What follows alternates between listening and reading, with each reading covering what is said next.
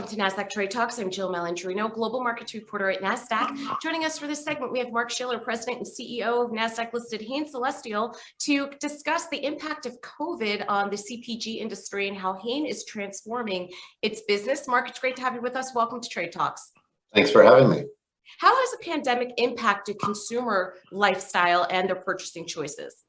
So, unlike other kind of economic crises we've had over time with the dot-com bubble and the housing, bust in late 2007, 2008, this is really a health and wellness crisis. And so people are much more cognizant of their health, what they're eating, their mental stress. And so it's leading a lot of consumers to change their eating habits and eat much healthier, which is great for a business like ours, because all we do is health and wellness.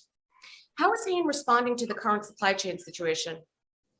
Yeah, so it's been very challenging, and there's things that we control and things that we don't. So the things that we control, having the right amount of labor, making sure that our production is churning out the way that it's supposed to, getting trucks to deploy them to customers. All that's going very well. Where we struggle and where most of the industry is struggling is on materials and things coming inbound, because I don't have control of what's going on at a supplier's shop or whether containers are sitting off the coast of California. So it's a lot of dealing with the issue of the day and trying to find as much flexibility in your supply chain as possible, having backup sources of supply, having alternate transportation alternatives, stocking up to make sure you've got extra inventory in case there's a disruption. But it's certainly been a very challenging environment. Mark, let's discuss Hain 3.0. How is the company transitioning to an operating company?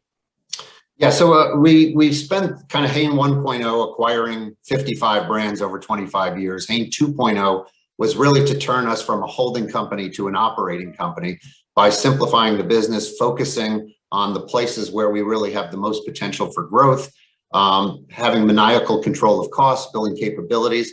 And now as we go into Hain 3.0, it's about restoring our rightful place as an industry leader in growth.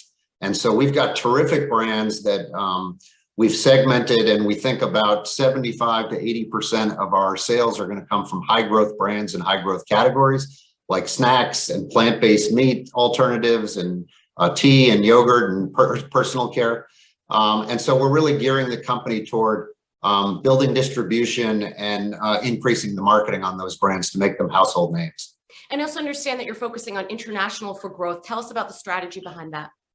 Yeah, so when I came in, my charter was really to turn around the U.S. business that was struggling. And as we implemented the changes that we did here, we found that a lot of them have application overseas as well. So we've taken a lot of the productivity capabilities that we built here and incorporated there.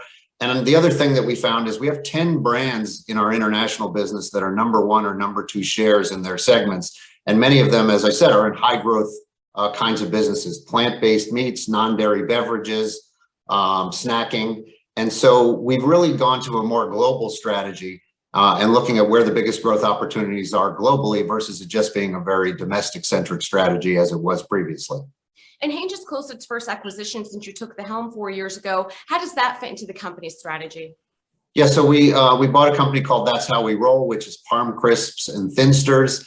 They're terrific brands. They expand us into other segments of snacking that also have a lot of potential. Parm Crisps in particular is high protein, low carb snacks. So it's going to compete against protein bars and beef jerky and things that we don't really have an offering in our portfolio to capitalize on that. And these are businesses growing, mid-teens plus. And so it's going to add a lot in terms of our top line trajectory. It'll add a lot in terms of our portfolio and increase our importance to retailers. And we are incredibly excited to have those brands as part of our portfolio. Okay, Mark, we appreciate the time. Thanks for joining us on Trade Talks. I'm Jill Malandrino, Global Markets Reporter at Nasdaq. Thank you.